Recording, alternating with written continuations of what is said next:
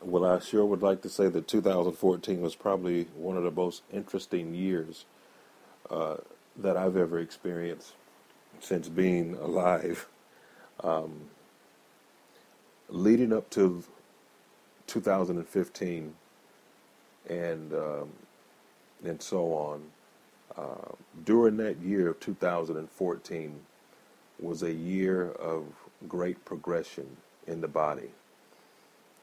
It was also a year of great realization of who we are and what we're called to do.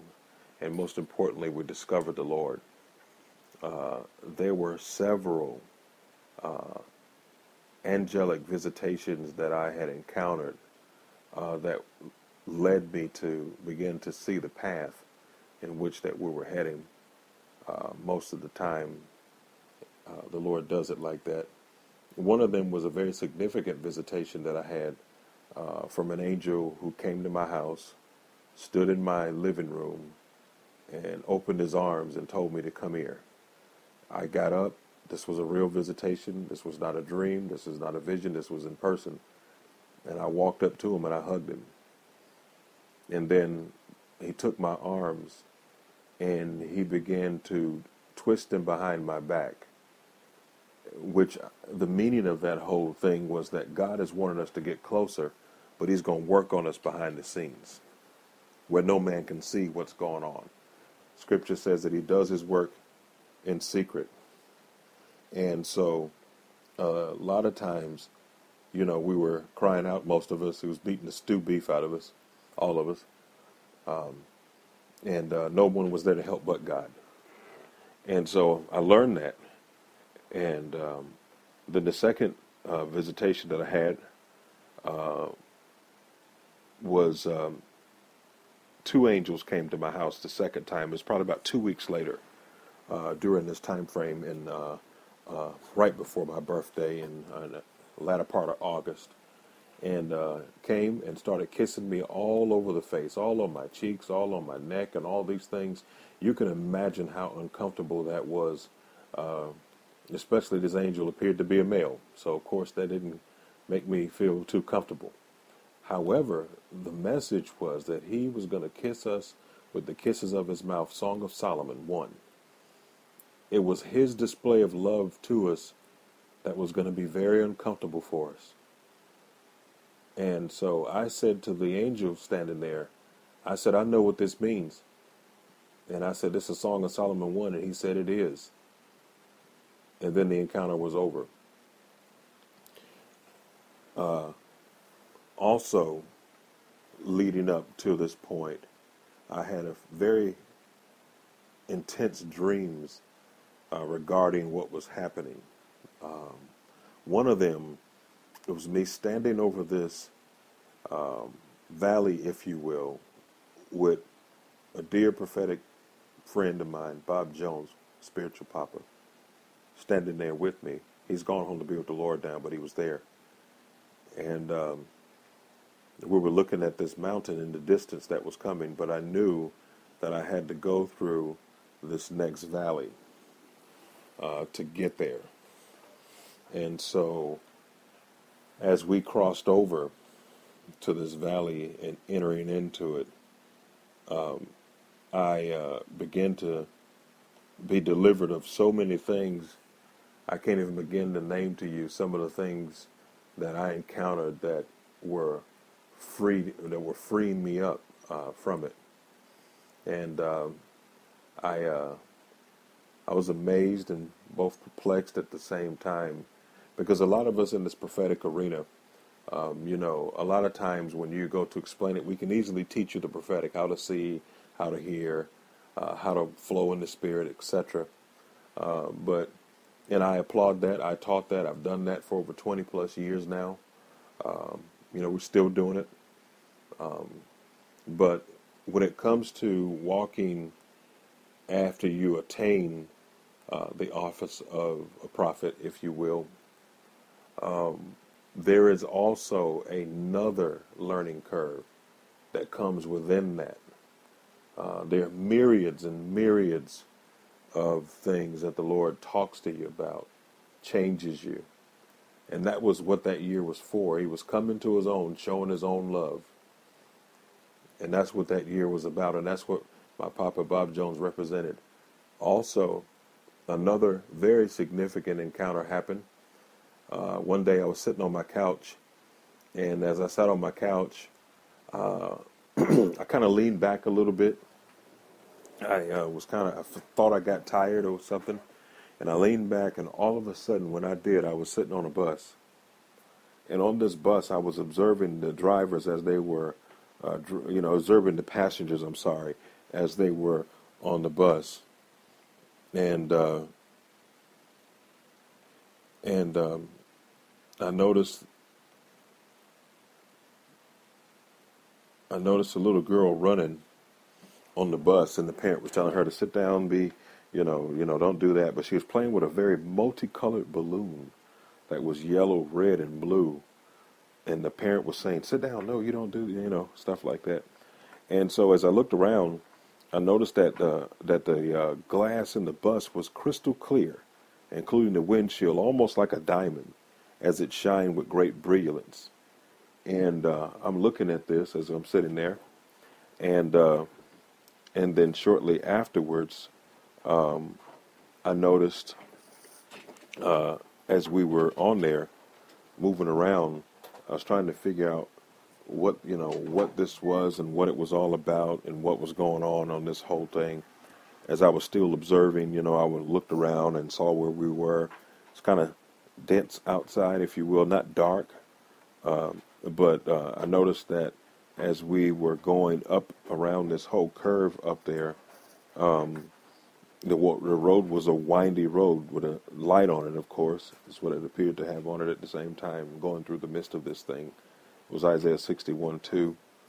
And as we were going through this, I took my time to notice, as we were going, I started thinking to myself, I said, well,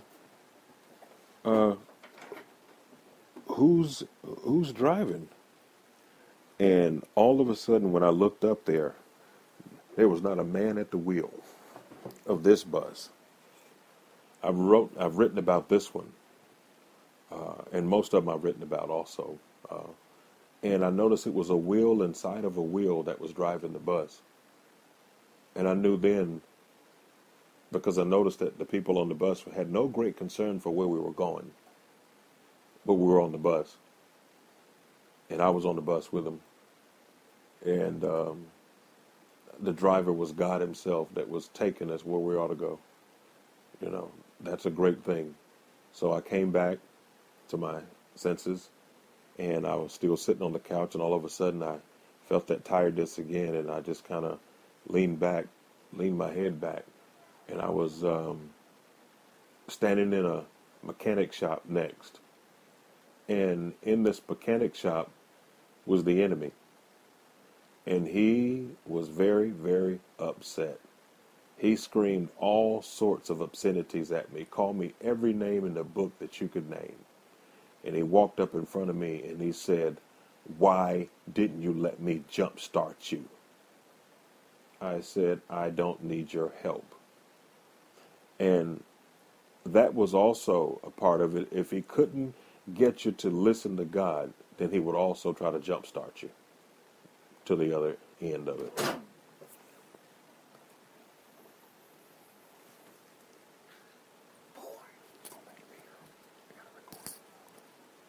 Okay.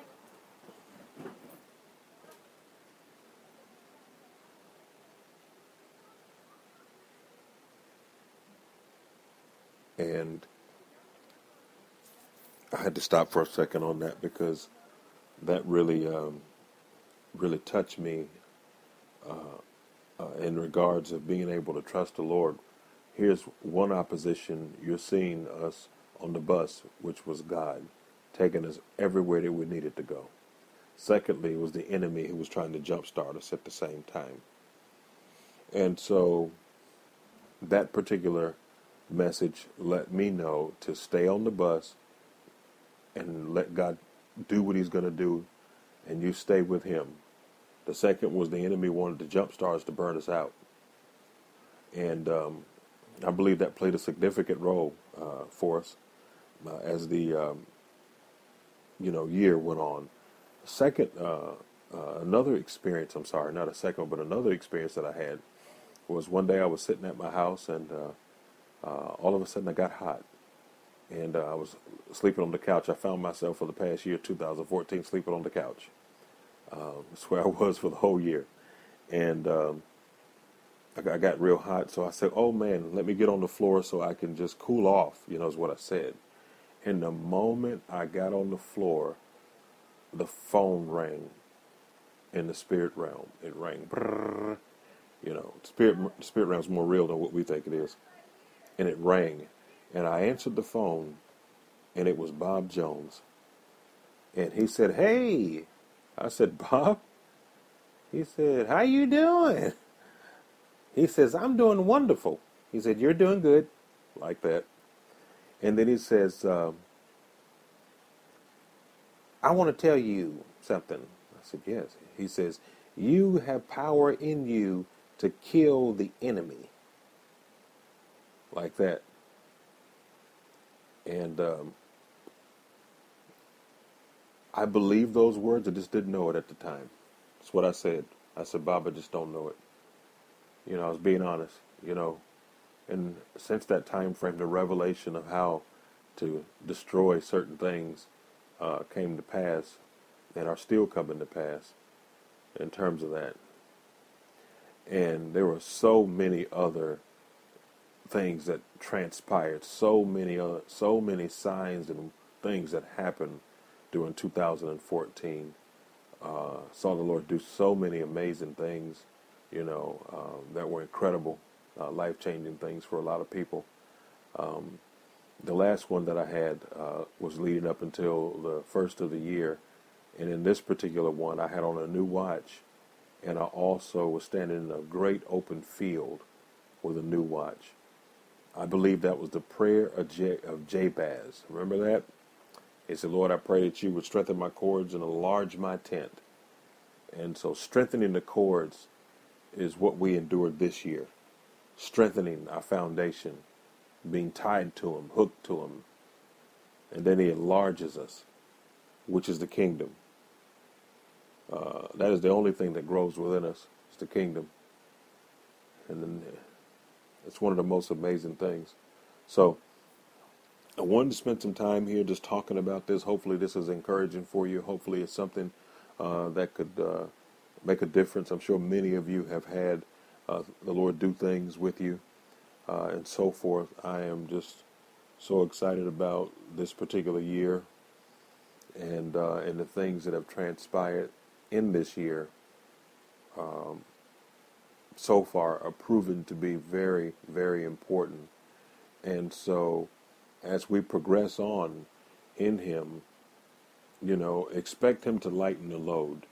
The Lord said something one day to them. He said, "It'll be easier for a camel to go through the eye of the needle than for you Pharisees and Sadducees to enter the kingdom." He said that to them that day. Now, literally, there's a gate called the eye of the needle in Israel, and that gate, you cannot enter an animal through unless you take the baggage off.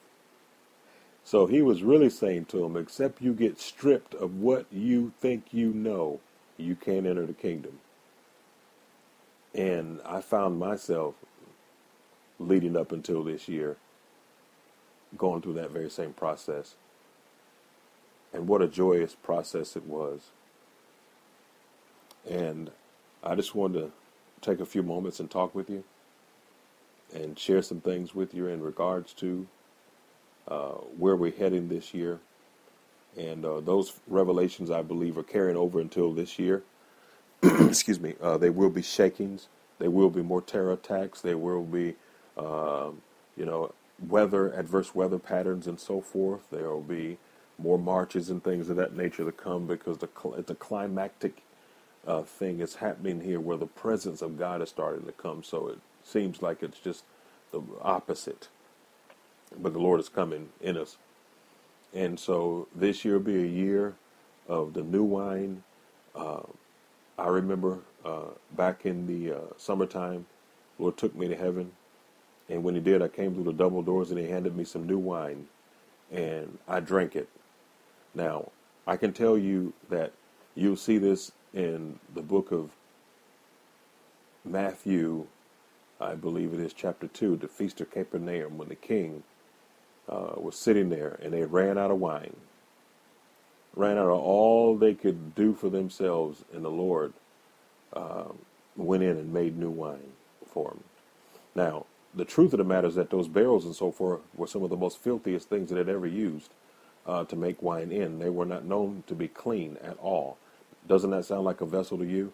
So they would go in and clean them out and then put wine in them so that they could be the best.